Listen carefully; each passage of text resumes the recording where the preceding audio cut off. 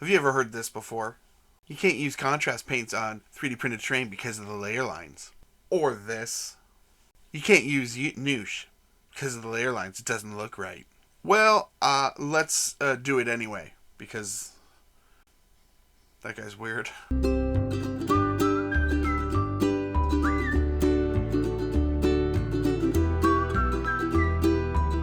Hello and welcome to another episode of Blast Arcade Painting.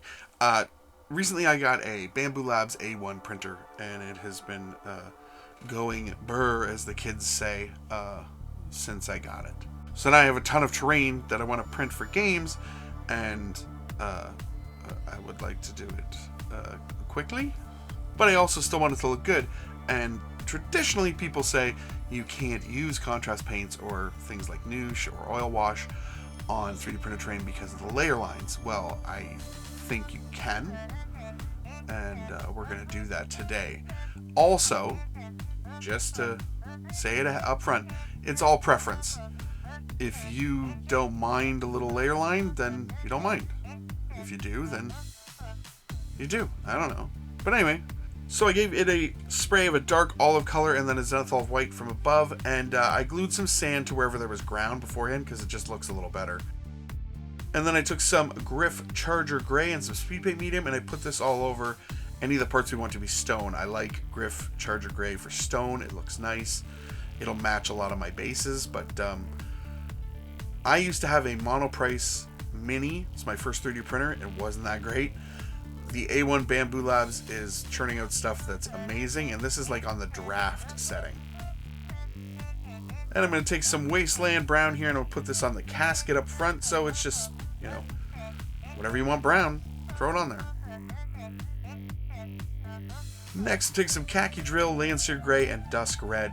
I'm going to put patches of this on the sand areas, the ground areas, and then I'll put in the Lancier Gray, and then I'll dry off my brush, and I'll put in some Dusk Red.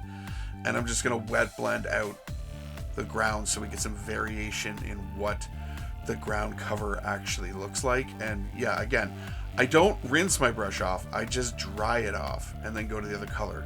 So some of the colors are mixing together on the brush and then on the miniature terrain piece, and it ends up looking good. Next, we're going to take some Maggot Skin, Ghillie Doo, Warrior Skin. I will put these down and thin them out with just water, and then I will put them on the stone areas. So this is like aging, limestoney, green, and stuff like that. And once I have it on there, I'll take a wet brush and I'll just move it around on there and thin it out on the actual miniature. So once it's wet, wet your brush and then just thin it out with some water right on the thing. I'll take some Mummified Grime next. I'll just put this on the archway up above. Again, just to kind of give some variation. It's a lot of stone and earth, so we can add some colors where we can. Next, I'll take some flock glue and some craft paints, and I'll make like a greenish sort of moss paste, and now I'll just put that all over the stone. And this will dry a little bit darker as well. Then I'll just take some craft green paint and I'll just do a stippling on that dried moss just to bring out some of the green in it. I'll take some Talos Bronze. You can use whatever brass or bronze color you want. I'll put this on any of the parts that I want to be metal. This broken thing on the ground here, the gate, the skull up top. Take some Carmine Dragon just for a little splash of red, and we'll put this on the cross down there. I'm going to use some Verdigris from Dirty Down on the metal, and then that's done. I will put a link in the description below as to where you can pick up some of these STL files. So yeah, like I was saying before, I had a Monoprice Mini 3D printer. It was just this little tiny thing that you like took out of the box and put on your counter. I wanted something small that I could learn on. That died a couple years ago. It didn't die. I just didn't have the patience to deal with fixing it again, so I haven't had a plastic printer for a while. I've had a Elegoo Mars and Elegoo Saturn for a couple years. I've been using that for miniatures, but I needed something for terrain, so I got the Bambu Labs A1. And the speed in which it works, the quality in which it puts out, setting it up Like, everything was super simple, and it has an auto leveling bed and calibration. The old printer I had, you had to unscrew Allen keys and move things around and make sure everything was perfect. It was a hassle. This is amazing, and it's turning out stuff that's just great. So this isn't a commercial for the Bambu Labs A1. If you have another 3D printer brand that you like that has all those features, then go with that. But either way, let's try using Newsh now on some 3D printed terrain. So instead of a zenithal, I just put on a base coat of ancient stone, where I want it to be the ancient stone sort of beige color, and then went through with my just regular brush and got it on the wood there. And for the roof, I used the airbrush, and yeah, I just did a lot of airbrushing and then painted in the wood. I take the Newsh and some craft brown paint, just put it over everything. So if you've not used Newsh before, this is how you use it. You just put it everywhere. Then you take a cloth, you can dampen it a bit if you want, you don't need to, and then you just start wiping away the Newsh. And that's the weathering magic that Newsh gives you. I've used it in a couple videos. It's really, really great. And you can use a Q-tip to get into those finer areas. And yeah, it's just like, it's going to weather everything down really well. It's going to add in dirt and grime. Some people won't like that look, that like messy look of terrain. I really like it. I like the weathered, dirty, grimy look. I haven't used it on any sci-fi stuff because I don't play a lot of sci-fi games, and I haven't been playing much sci-fi anyway. But man, for like dirty old fantasy world stuff, like if you want a clean, bright fantasy world, go paint to your heart's content. I don't want that.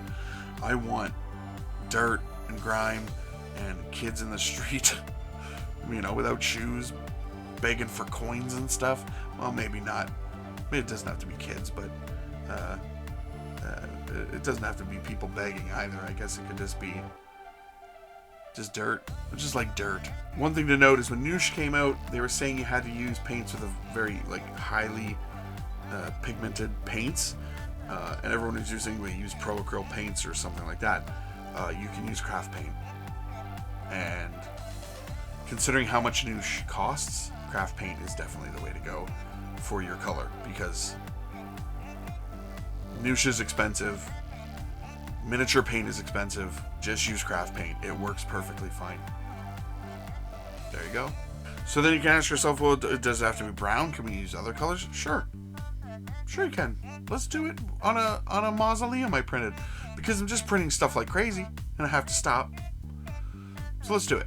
Let's take some craft green paint and some Newsh, and let's just put it all over this mausoleum. You know, I put some brass color in there, so again, this is kind of like what we did on the graveyard piece, but we did that with speed paints after the fact. So we're going to do it here. We're just going to put it all over it. We'll do the same thing that we just did. We'll get a cloth and we'll start wiping it away. And I like to wipe in a downward motion. Wipe downwards to give it more of a streaking sort of look as well. You could probably sit and play with this stuff and find a ton of different ways to use it. And then a Q-tip on the windows and the sort of bronze brassy areas, and I can throw that on the house windows as well. And yeah, then these are done. Like, it's all done.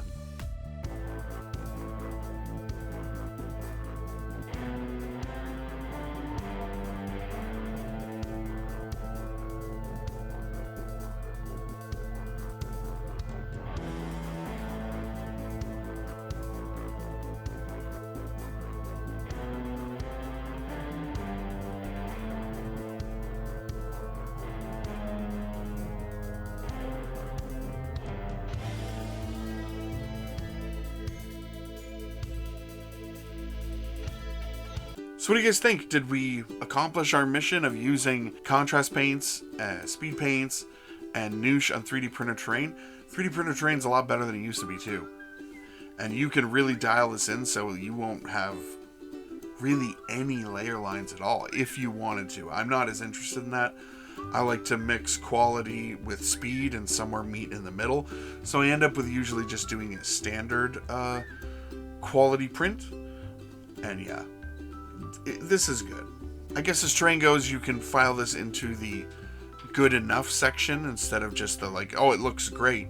I could spend a lot more time working on it, and I could add more highlights in now I wanted to, or maybe some more dry brushing or anything like that. But for just quick and easy terrain that you need to get on the table and have it look good, like the terrain isn't the focus or centerpiece of your game. Usually it's your miniatures. It's what's happening in the battle or investigation or whatever it is you're doing.